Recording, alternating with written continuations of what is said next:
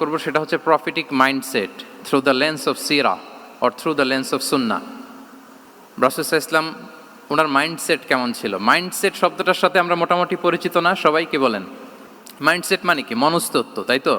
মানুষের mental attitude, সে যেভাবে ভাবে, যেভাবে চিন্তা করে, একটা মানুষ তার চারপাশের জগৎটাকে যেভাবে দেখে, যেভাবে ভাবে, যেভাবে চিন্তা করে এবং যেভাবে সে সিদ্ধান্ত নেয়, এটাকে বলে তার mindset, the way of thinking.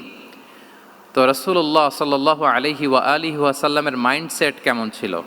তিনি বিভিন্ন সিচুয়েশনে কিভাবে এই সিচুয়েশনটাকে ডিল করতেন, ওনার অ্যাপ্রোচ কেমন ছিল, কোন পরিস্থিতিতে কিভাবে রিয়্যাক্ট করতেন, কিভাবে রেসপন্স করতেন, কিভাবে থিঙ্ক করতেন, কিভাবে ডিসিশন মেকিং করতেন, এই টোটাল বিষয়টাকে আজকে আমরা prophetic mindset through the lens of সিরাতে কভার করবার চেষ্টা করবো ইনশাআল্লাহ। একটু ভারী টপিক, তারপরে খুব সহজ করে উপস্থাপন প্রেজেন্টেশন করতে পারলে এটা বোঝা যাবে ইনশাআল্লাহ বিইذنিল্লাহ।